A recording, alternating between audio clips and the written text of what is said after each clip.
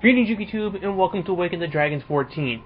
So this is a pretty big episode in that we've now had a huge change to the game of Yu-Gi-Oh! Occur, and that would be the loss of player priority. I cannot understate how important this change is, as it will affect how every deck plays from here on out. Now, just to clear up some confusion about what this means. Before, back in the olden days, what you could do is, if you summon a monster, such as Red Eyes Darkness Metal Dragon, you would be able to say, activate his effect with priority, to then special summon a dragon from your hand or graveyard, before your opponent is able to do anything, say, Chain Bottomless Trap Hole, Compulsory Evacuation Device, Book of Moon, or whatever. This is what you could do back in the day. Now, however, when you go to the trouble of removing from play a Light and a Dark, and you summon Blackluster Soldier Envoy at the beginning, your opponent is now free to respond to that summon with Bottomless Trap Hole, Book of Moon, Compulsory Evacuation Device, or Raigeki Break, and he is done right there. You don't get any opportunity to use his effect to remove and play a monster. If they have a response to that summon, such as a Bottomless Trap Hole or a Torrential Tribute, Blackluster Soldier is dead. What this does not affect, though, are monsters with trigger effects that occur upon summoning, such as Black Rose Dragon here. Her effect is a trigger effect. It will always go through provided the condition is met, which is when this card is synchro summoned. When Black Rose Dragon is synchro summoned, she will blow up the field, assuming you use her effect. If your opponent responds to this with Bottomless Trap Hole or Compulsory Evacuation Device, the nuke is still going to go through because it's a trigger effect. It's a higher speed effect than that of an Ignition monster effect. That's what this is you cannot use Ignition monster effects upon that card hitting the field. You gotta wait and see if your opponent has anything in response, and then, only then, is your Ignition effect good to go. So then, what are the immediate effects this is going to have? Well, as a result, some cards that weren't seeing play before are pretty much going to become main deck staples, if not techs. Bottomless Trap Hole would be the biggest one. This card was a bit iffy, but then Chaos Dragons topped, and this card started to see more play because it hurts that deck immensely, and now you can main deck this thing, and you can kill so much. You can kill Wind Up Carrier Zen Mighty, and they don't get the effect to special summon a Wind Up from the deck, rendering the loop completely toast. You can, again, bottomless any big boss monster like Blackluster Soldier, Dark Arm Dragon, Pulsar Dragon, Darkness Metal Dragon. You can bottomless just anything that you see a problem, and it's completely gone, and they can't do anything about that. Chain Disappearance. You can hit so much shit with this now. You can hit Rescue Rabbit before it has an opportunity to use its effect, removing all 3 copies from the game, and afterwards they can only hope to get a tour guide in order to make Levier to bring it back. But if you bottomless that Levier, you also kill that play dead. Yes, I know, it's a bit redundant, but it's just retarded how much this affects the meta as a whole. And Valor, oh my goodness, if you weren't running 3 of it in your decks that could run Effect Valor, you should be now. Just Effect Valor stops so much crap from going off. It stops Rescue Rabbit. That is the big one. You can Valor a rabbit, and while he'll remove himself from the field as a cost for his effect, it'll fizzle afterwards. So you Valor that turn 1 rabbit, they don't get a Dolka, they don't get a Logia, and then you're free to summon Stratos and beat over it. Compulse. What doesn't it stop now? I mean, Thought Ruler Archfiend? Yeah, but you can use it to disrupt so much crap. Your opponent, you can bounce the rabbit back to their hand, and that's it. They don't get any opportunity to make a big monster for that turn, allowing you to just set up your field, and then when they play their turn again, you can again use your face down Forbidden Chalice to negate the effect of rabbit, and just go from there. Chalice, oh my, this card, this just got even better. Because now, again, you can stop Rescue Rabbit with a Forbidden Chalice. It's nuts. Book. Now we're going to see why this card was limited, as it just shuts down any major play in the game. So your opponent summons a boss monster. Book it. beat it over on your next turn. Just Book is just so good now, and I can see Compulse kind of becoming like Book. As I've mentioned it before, Compulse is used to not only disrupt plays, but you can use it to save your own monsters from effects such as Book of Moon, Bottomless Trap Hole, Chain Disappearance. You can compulse your monsters back to the hand, keeping them safe from whatever removal your opponent will play on you. So, how does this affect Dragon decks? Well, we'll first start with Disaster Dragon. And honestly, this deck is actually not too hurt by it. I mean, Effect Veiler really only stopped Darkness Metal Dragon, and people who were desperate to get their Trag or Goros off, they would Veiler your Quackmiri Drago in order to, like, drop those big monsters. And if your Drago ever gets Veiler, that's a huge warning sign that they've got a Trag or Goros in their hand. So, Veiler, it'll stop those. It stops Delta Flyer and Divine Dragon Apocalypse. That one is annoying, but it is playable depending on what else is on your field. Bottomless, though, is going to be a bit of a problem. I mean, it is annoying when you try and summon your Darkness Metal Dragon, they bottomless it, but Disaster Dragon never really threw Darkness Metal Dragons out there. You always waited until either you were certain that your opponent did not have an out to the summon, or you were just going to summon it through the end phase with Red Eyes Wyvern's effect. Darkness Metal Dragons in your hand rarely ever hit the field unless you deemed it necessary. Furthermore, Disaster Dragon happens to run defensive measures in order to play around these kind of things. First up, Forbidden Lance. If you're not main decking this right now, I would definitely look towards teching 1 or 2 copies. It's been working out very nicely for me in testing.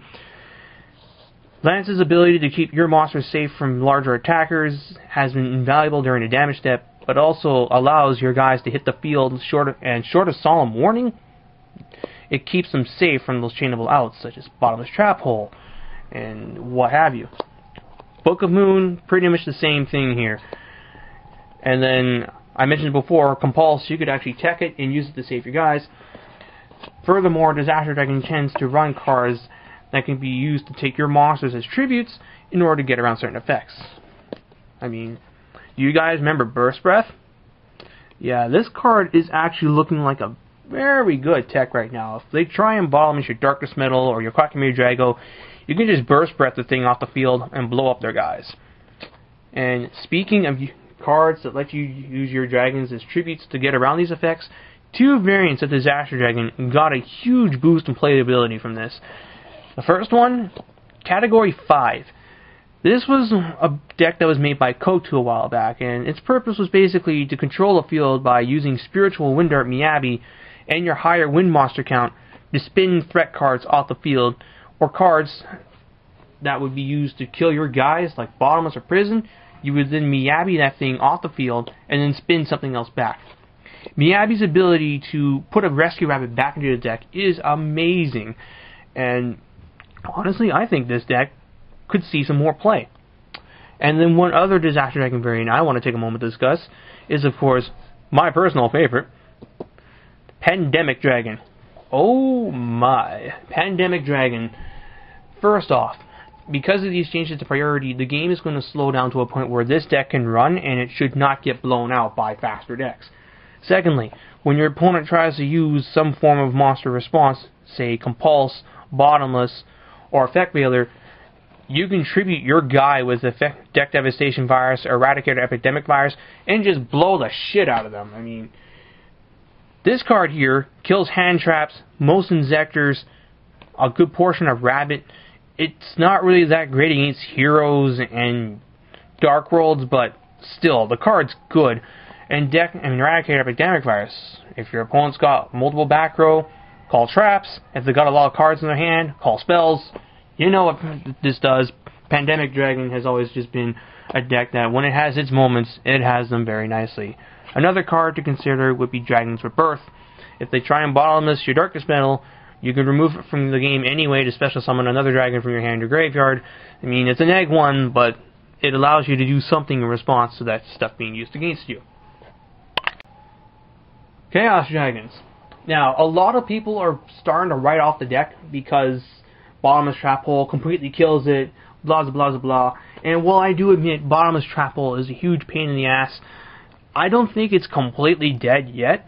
It does suffer a lot more from this than Disaster Dragon does, because it lacks a consistently viable means of stopping the Bottomlesses, the Compulse, the Prisons. Chaos Dragons don't like decks that spam 14 plus trap cards. 3 Raikou and 3 Lala, that's not enough to handle all that. You're going to need more firepower, and my first recommendations is to run Mystical Space Typhoon in your main. You're going to drop stuff like Solar Recharge and put in the Space Typhoons just to help clear away the back row, enabling your dragons to hit the field safely. Secondly, Royal Decree is not going to be the end-all be-all for these things.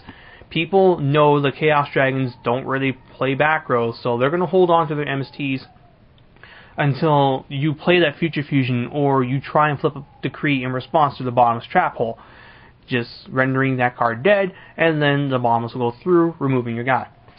Instead, I feel that Trap Stun would be a card that you should look into. Trap Stun, first off, is a -1, we all know that, and it only stops traps for the turn. However, if you MST the Trap Stun, it's still going to work for that turn, and you can just simply render all traps dead, go off, and beat your opponent's face in. Or you could flip it up preemptively to just shut off those solemn warnings and whatnot, and then beat your opponent's face in. I think maybe running a couple of these and then Dust Tornadoes in your side deck will be very, very helpful in stopping the Marauder trap cards that will be played at this deck's expense. The next Dragon deck I want to talk about is Dragunity. Not really going to go into this one a whole lot, just that, again, these changes to priority are going to hurt this deck too, as Bottomless Trap Hole is a major pain in the ass when you're trying to do a Ducks play into Stardust and whatnot, because they can just Bottomless the Ducks or Bottomless the Vardriana, and that kills the play, in addition to Effect Veiler, Compulsory Evacuation Device, Book of Moon, change its appearance. Just, yeah, if it wasn't hard enough to play this deck, it just got even more difficult. And the last Dragon deck I want to talk about are Heretics. Not gonna lie when I say that these changes are actually going to be a major hindrance to this deck. Number one would be Effect Veiler. Veiler can stop the deck's ability to make a gigantic push, much like how it can with windups. You try and you activate the effect of Atom. They can Veiler it, you can't attack, and now you're forced to either go into Gaia Dragoon or remove it from the game to special summon Darkness Metal Dragon, because it's just going to sit there and your opponent can just kill it. Furthermore, they could book it and beat it over with a bigger guy, or they can Bottomless it, and again, you don't get priority to use this effect to special summon a dragon out of the deck. A lot of the other dragons in the deck, such as Su, Nepthet, they all get killed by Bottomless Trap Hole, and then there's Chain Disappearance with this deck. Monsters special summoned through the effect of Heretic monsters become O attack and O defense, right? That includes your vanilla, such as Watt Meter Dragon and Luster Dragon number 2, and it also includes any Darkness Metal Dragons that come out of the deck. They change the disappearance of Darkness Metal Dragon, you lose your 2 to 3 copies that you're running, and that just kind of puts a major wrench in the deck. Furthermore, we don't know if we're getting Gustav Max or not. Actually, no, I don't. It looks like we're not getting Gustav Max at all in the set, so you can't even do the major OGK push to the deck, so I don't even know what's going to happen with these guys now. Richard Clark actually has a pretty good Heretic-style control build on his channel. Definitely should check that out. It's an interesting take, and I honestly see myself playing something like that. I do like the idea of playing a more control-oriented style of Heretics, but that's a different discussion altogether. So in the end, the loss of priority is going to be a bit of an issue for this deck. All 4 decks, actually. But in the end, I think it's not so bad. I mean, Bottomless and TT are going to hurt, but this is going to be the kind of thing that separates the good Dragon players from the bad Dragon players. The good Dragon players are going to find ways to play around this, and they'll still continue to kick ass with Dragon decks. The bad Dragon players are going to go play in sectors. That's pretty much it. I mean, I'm talking about the guys who only picked up the deck because this won a YCS and topped another one. Whereas the ones who are playing these decks for the longest of time because they genuinely like dragons are still going to find ways to kick ass with them. That all being said, I hope you enjoyed this episode of The Blue Corner. Thank you all for watching, and until the next time, take care.